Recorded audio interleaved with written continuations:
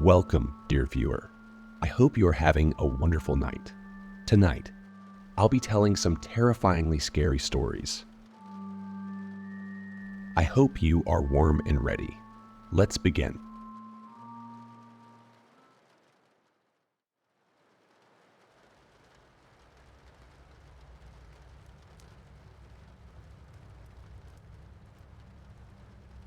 For context, my mom has always been a little crazy.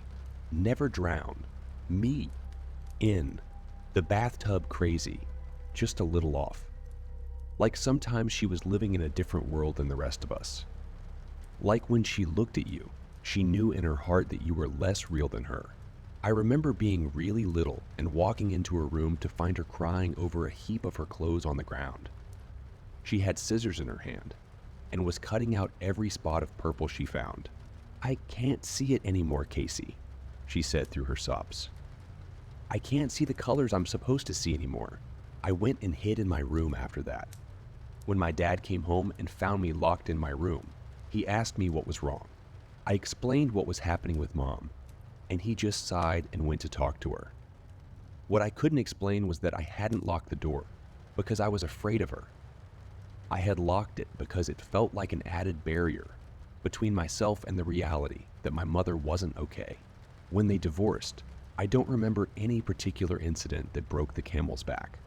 It felt more like an inevitable conclusion that we had all accepted for years by the time it happened. What I do remember is listening to my dad read off a list of the big crazy moments from their marriage. Some of them were a surprise to me, like him coming home to find her hiding in a closet with a knife. Most of them, though, I remembered all too well. So when the judge looked down at me and asked if what my father was saying was true, it was all I could do to nod back at her. Needless to say, my dad got custody of me. Even at 12, I knew that regardless of his case, there had still been a chance of things not going our way. Afterwards, we went to Sullivan's and ate our weight in ice cream sundaes. I knew that it wasn't easy for him to raise me alone, but I also knew that he was doing his best. My father was a 46-year-old middleware technician when he chose to become a single parent. He worked long hours for too little pay, but still found time to tutor me in math and come to my track meets. He was patient. He was gentle. He's my hero. But all of that is just the lead up to my story, right? It turns out that a few months ago, my mom got in contact with my dad. She said that she was getting treatment, that she wanted to make reparations. She even gave him the number of her psychiatrist, who my dad promptly called. The man on the other end of the line assured my dad that his ex-wife wasn't the same person from 4 years prior. He said that she had changed, that she was getting better. He promised that getting closure with my dad and me was vital to her healing. At first, my dad refused. He was convinced that no amount of medication or therapy could change the woman who had haunted him and his daughter all those years. Eventually, though, he met with her. He says that it was just to get her off his back, to put the nail in the coffin. Instead, he realized that she really was acting different. More lucid, more stable. They met a few more times, and with each meeting, he became more and more convinced that she had gotten better. That this time would be different. When he walked into the house after seeing her, I couldn't tell what he was feeling. It felt like some kind of exhausted hope, the kind that shouldn't still have a pulse, an undead yearning. He needed help. I'd known that for years. He was working himself to the bone trying to take care of both of us. When I'd been born, my dad had signed up to be a part of team. Now it was just him and the growing shadows under his eyes. When he gently asked if wanted to see my mom again, I nodded enthusiastically. Not for her or me, for him. "It is so good to see you, sweetheart." Those were the first words she said to me when she sat down across from me in the McDonald's booth. "I can't begin to apologize for everything I put you through." She looked better, I think. After all the years, my memories of the way she acted and the way it made me feel had blended together into a flat nightmare. The woman squeezing my hand wasn't so scary. It even felt appropriately motherly, though it made my skin itch. We met occasionally for months. We were alone once or twice when my dad had to step out for a work call. When we were, she would tell me about her group therapy, about all the friends she was making. She told me that it took her so long to realize that her biggest problem was self-isolating. It drove me crazy being alone, she said. But it's okay now. I'm not alone anymore. Eventually, my mom asked my dad if I could stay with her overnight. He was clearly uncomfortable with the idea and told her that he would have to think it over. All I could think about were the work retreats, the trips with friends, all the times that my dad had missed out on living his life to take of me. For me, and I thought that maybe, just maybe, if we got to a place where my mom could take on even a little bit of my burden, that he could have his life back. So I told him that I wanted to. I begged him to let me stay with her, and eventually, he agreed. "I'll be here to pick you up at 7, he said as he pulled my suitcase out of the car. He picked me up from track and drove me straight to the cramped apartment building where my mom lived, on the dot. "And if you need me before then, promise me that you'll call." I promised him, offering a pinky when he gave me a stern look. He locked his with mine and took a deep breath. "Your mother is trying," he said. "I can appreciate that. I can respect it even. But I will drive my car through her front door if it means protecting you. Understand?" I laughed at the image of his scuffed Nissan hatchback smashing through the brick and drywall. I squeezed his hand. The evening was fine to start with. Her 2-bedroom apartment was neat and tidy, if small. It had a smell, too, like the ghost of something rotten hiding in the walls. But she let me put whatever I wanted on the TV. She even brought popcorn and soda for us to eat on the couch while we watched a police procedural. When I heard the oven timer go off, I asked her what she was making as she stood up to go check on it. "Your favorite, honey," she said. "Tuna mac." I felt the heat drain from my face. Just a little. Tuna mac isn't my favorite. I don't think I'd ever eaten it before that night, but I told myself to shrug it off. It had been years, hadn't it? It was all right for her to have a few misplaced memories. That alone didn't mean that anything was wrong. My phone buzzed with a text from my dad. "All good?" he asked. "You're such a worrier," I responded after giving his question a thumbs up. We ate at the table as the procedural show wrapped up. I felt like we should be talking, sharing, but here wasn't much to say really. The absence of conversation stretched between us like a tightrope we didn't dare step out onto. As I scraped the last bits of tuna mac from my bowl into the trash, my mom told me that she'd picked up a movie she thought I would like. I agreed to it and sat on the couch as she put the disc in. It was a strange movie.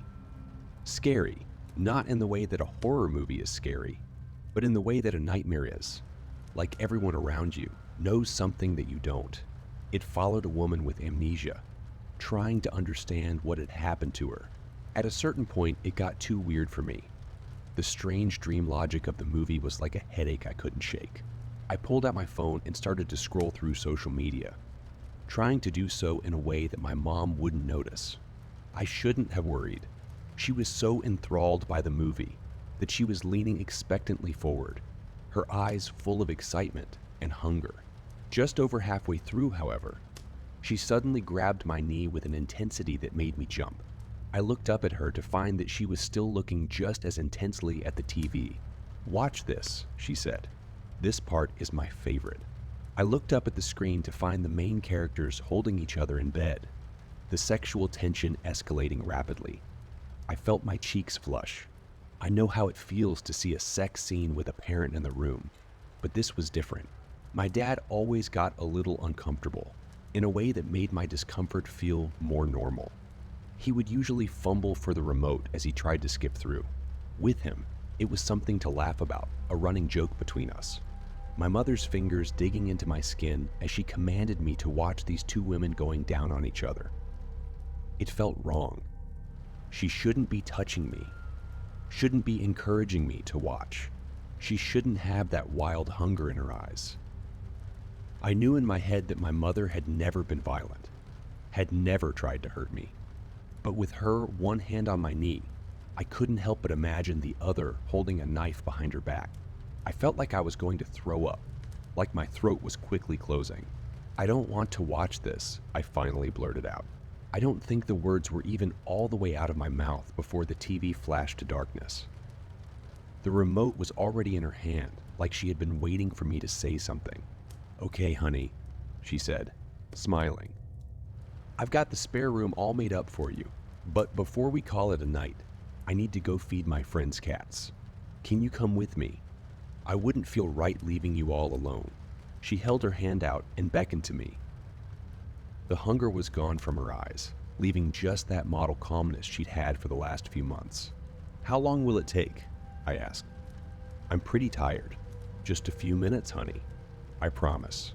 She looked so sincere that not believing her would have been like spitting in the face of God. I would be a bad daughter, a terrible daughter, if I didn't trust her. Of course, I see it now. I see that a person trying to earn back your trust wouldn't act like they had never done anything wrong. A person trying to be better would make allowances for the pain their actions had caused. For her to look at me with the eyes of a mother that had never hurt or scared me should have been the first sign that she was living in a reality different from mine. But I couldn't see that then. So I got in the car. My stomach started churning after 15 minutes on the road. I tapped my foot on the interior carpet, feeling the silent moments in the car stretching on and on. "You said this wouldn't take long," I asked eventually. "Oh, silly," she responded. "I meant that feeding the cats wouldn't take long. No, my friend lives a little bit outside of town, but we're almost there. Don't worry." She turned up the radio after that, a pop station that kept fading in and out of static. I could feel my body trying to take quicker, faster breaths and tried to wrestle my panic away. I tried sending my dad a quick checking in text as we turned off the highway. My phone buzzed a moment later to tell me the text could not be sent. By the time we pulled into the snaking gravel driveway, we had been in the car for 45 minutes, and the radio was a hornet's nest of static. To call the place a house was generous. It was a cabin nestled in some deep woods on the outskirts of town, the kind where you can tell from the outside that the owner declined electricity and running water for the sake of independence. "Oh, sweetie, they are just going to love you," my mom said as she turned the car off and dropped the keys in the cup holder. Then she got out of the car and closed the door. "The cats?" I asked the still, warm interior of the car. The inside of the cabin was no better than the outside. When I walked in, my mom was already holding a long-necked lighter to a lantern, casting a dim and gloomy light around the place. The rug on the hardwood floor was moth-eaten and ragged. The rotten coffee table looked like it was ready to fall over at any second. The old couch was gray and muted, and I didn't want to find out if it was from sun damage or dust. "So, your friend lives here?" I asked slowly. "I have to go get the food from the shed," she called cheerily back to me, not answering my question as she stepped out the screen back door. I looked around me. No bowls for cat food, no scratching posts. Not even any claw damage on the old couch. In that moment, standing in the dim light of a strange place, an unwelcome thought popped into my head. The storybook image of Hansel and Gretel being led into the woods by the father that would soon abandon them. "She's not going to leave me here," I told myself. That would be crazy. The memory of her cutting the purple from her clothes was my only rebuttal. I listened closely to the silence of the night, sure that I would hear the sound of feet on gravel, the sound of the engine turning over. Instead, through the overwhelming silence, I heard a shuffle, the creak of a board, the sound of someone trying to stay still, trying not to be perceived. Did she double back? Is she going to try to scare me? Why would she do that? I jumped when the screen door slammed open, admitting my mother and the 25-pound bag of dry food she carried. "Hungry cats," I muttered. "Cats?" she asked. I saw such genuine confusion on her face that it made my eyes well up with tears. "The cats that we're here to feed," I said, my voice small. "Oh, hungry cats," she laughed. "Sorry, I misheard you." Yes, very hungry cats. Hungrier than you think. I helped her move the bag to the porch, where she flashed the screen of her phone around until she found a grimy dog food bowl, tucked beneath a rotten bench. "There we are," she said. She haphazardly tore the bag open and spilled kibble into the dusty bowl. "So we can go now?" I asked. "No, sweetie," she said, turning to me with confusion on her face. "We have to wait until the cats come to eat. Don't you know anything?" "Oh, okay." My body began to shift and tighten in a way I'd consciously forgotten. The knowledge that the person in front of me was not living in the same reality as me shot through me like pain. The awareness that the wrong word could have, my mother ripping my throat out with her teeth, shook me. "So, what's your friend's name? What do you mean?" Her eyes were no longer on me. They were in the tree line, tracing the shadows between the trunks. "Your friend. The one who owns this house." "Yeah, it's his house. He doesn't come by much anymore, but he told me I was free to visit whenever I wanted. I just had to feed the cats when I did." She turned to look at me, but I knew she wasn't seeing her daughter. Her eyes drifted around me like she was evaluating a statue or a cut of meat. I looked away from her instinctively. I traced the same trees with my eyes, knowing that her unrelenting stare was on me all the while. Out of the other corner of my eye, however, I caught movement. I concentrated on it without looking and realized I must be seeing the shed where the food had been. The roof was caved in, like the victim of a violent crime. The door was hanging off the hinges. And there, poking out from behind the rotten mass of the shed, was a figure. A gray form against the shadowed backdrop of the woods. It loomed from the darkness with something like curiosity. "You know, we might be here a while. Waiting," my mom said, eyes still on me. "Why don't you go lay down inside? I don't want you telling your father. I kept you up all night." "Yeah," I said. My voice sounded 1,000 miles away. I felt like I was swimming through glass, slow and morbid. "Why don't I go lay down in the car? That way, when we leave, you won't have to wake me up." "No." Her voice was stern now, harsh. "You'll hurt your back in the car, Casey. Lay down on the couch." "But you are my daughter," she shouted, her voice ringing in the night air. "When I tell you to go to sleep, you will go to sleep, goddammit. Do you understand?" I felt my breathing go ragged, felt the tears falling. But I was no longer in my body. I was made of clay, soft and moldable, easy to smash and put away when you're done with it. My mom's arms were around me in an instant. "It's okay, honey. Mommy's here." She spoke like she hadn't been the one to shout at me, even as she led me into the abandoned cabin. "Mommy's going to make it all better. You just need to lay down now, all right?" She laid me down on the dusty couch and patted my cheek with one hand. Then she walked through the door, onto the porch, then into the grass. "Here, kitty, kitty," she began to coo. "Here, kitty, kitty." I needed to get up. I needed to run. I needed to get to the car. But my limbs felt heavy and weak. Like all it took was having my mother yell at me for that childhood fear to fall over me like chains. As I tried to slow my breathing, to regain control of my body, I heard my mother's voice grow fainter and fainter. Was she walking away from the cabin? Was she walking into the woods? That's when I noticed the other sounds. Not the shuffling from before, not the sounds of hiding. Sounds of walking, of carefully measured steps.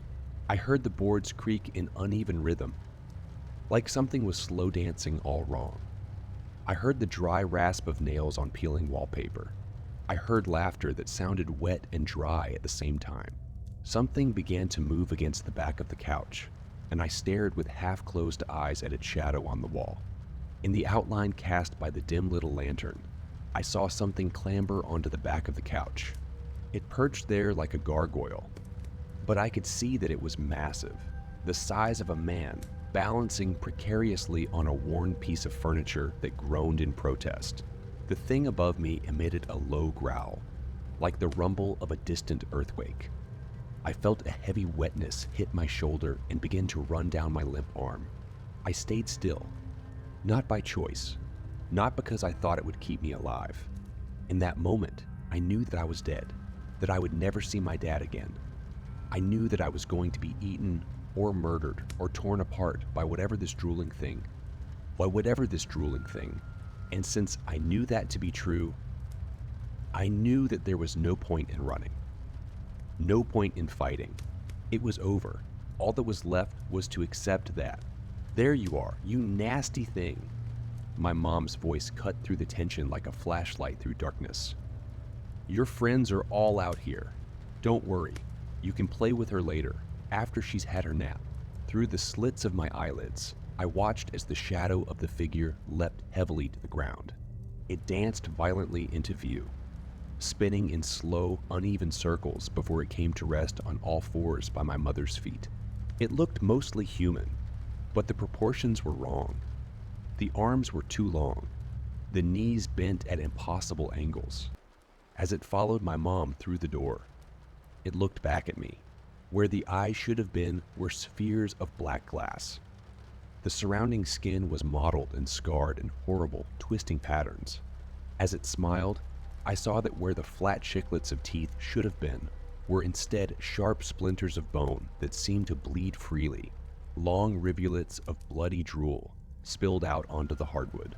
It cocked its head at me, the black glass looking into my soul. Then it leaned its head back, inhaled long and deep, and followed my mother through the door. "Good kitty," I heard my mother say from the porch. Her voice was drowned out by the sound of dry food being shattered by sharp teeth. The back door. That was all I could think of. That rusted screen door was my only hope of escape. I slid myself off of the couch as quietly as possible, my knee landing softly on the tattered rug. I stayed low to the ground and crept around the couch, stepping only on boards that looked sturdy. She'll be so excited to meet you all. Pretty girl. My mom was still cooing to the things on the porch, and I know you'll be so happy to see her. 2. I promised you more wet food, didn't I? Once I reached the screen door, I took a deep breath. This door had been loud when my mom had opened it earlier. Looking at the rusty spring holding the door closed, I could only hope that that had been the source. As I put my hand to the spring, a sound from the porch burrowed into my shaking bones. It was somewhere between a howl and a gasp, the sound of air running over broken windpipes, a song I didn't want to hear. It spoke to a deep, ancient part of my brain. It told me to hide, shaking worse than ever now. I pulled at the spring just enough to pop it off the screw, holding it to the door. Then, my breath still, I pushed the door open and hoped for the best. It didn't make a sound. At least, not over the yowling from the porch. It swung open in silent invitation to the darkness. All that panic, all that fear wouldn't let me careful anymore. I could see the nose of the car in the carport, could practically taste the dust, covering the tires. I couldn't wait. My feet were quiet as I ran through the grass. But the second I stepped onto the gravel of the carport, the porch, singing stopped. "Casey," my mom called. "Honey, where are you?" In moments of true panic, I've never experienced time moving any slower or faster, like people describe. For me, things just start happening all at once. In my mind, there is no delineation between the moment I pulled the door open, the moment I scrambled for the keys, or the moment I slammed the car into reverse. They all happened simultaneously, like photographs spinning in open air. As I changed gears to drive, however, I remember my mother standing in front of the car. The headlights played against the fabric of her dress. The dust kicked up by the car obscured her in the half.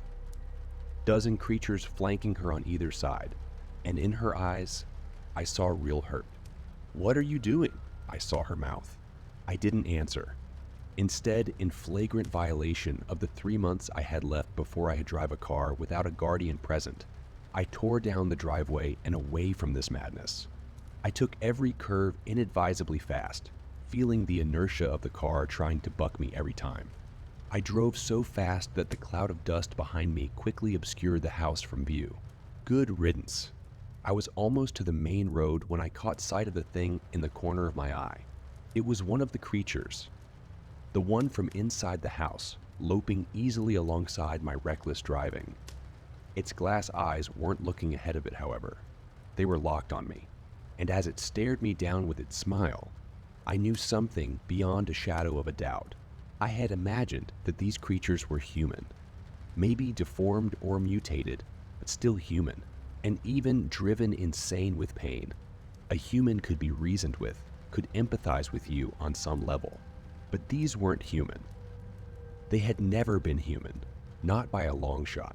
And that smile, gleaming with blood and the contortion of muscles where eyes should have been, I knew that these were something else, something other.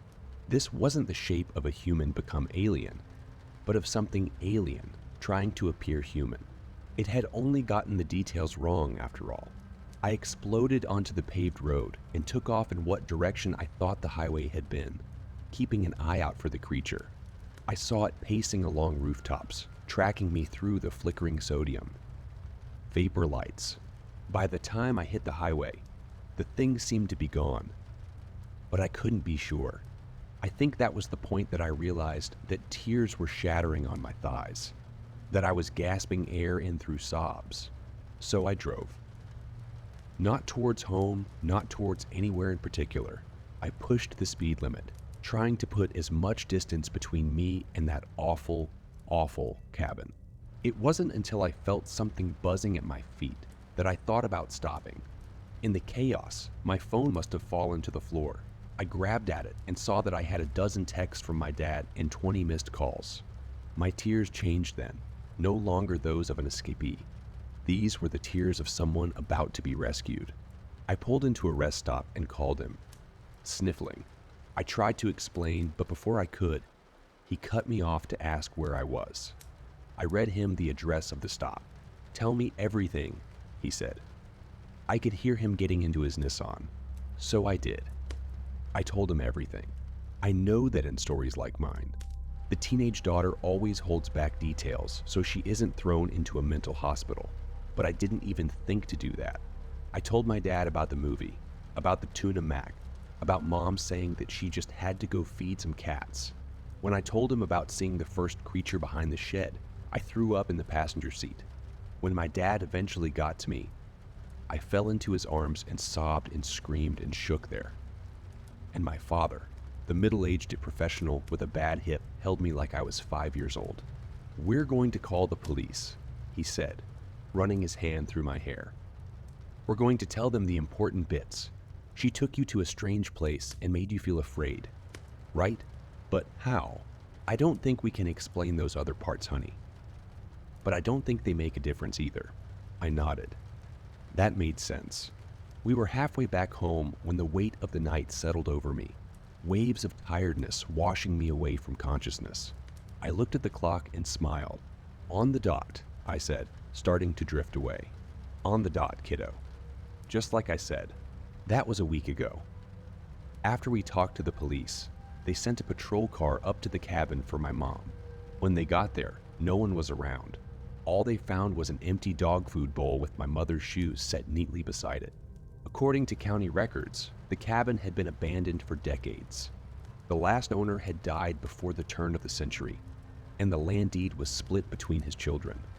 The police talked to all of them, but none of them had any connection to my mom. They assure us that they're still looking into it, but I'm not holding my breath. It doesn't matter anyway, because we're leaving. The house is already listed. My dad has been doing online interviews for a new job in a new city. He stayed home from work all week, and he called me out of school. We keep the doors locked and the windows drawn. The revolver he normally keeps in a safe is always nearby now. As soon as he can lock down a new job, he says, "We're booking our flights. We're getting away from this town, from my mom and her monsters. In the meantime, we're sleeping in the family room." I sleep on the pullout while Dad stays awake in the love seat, watching over me. I can't wait to leave though, because sometimes, as hard as he tries, my hero falls asleep. And sometimes when he does, and I listen really close to the silence. I can hear that awful, awful singing, and every night it's getting a little bit closer.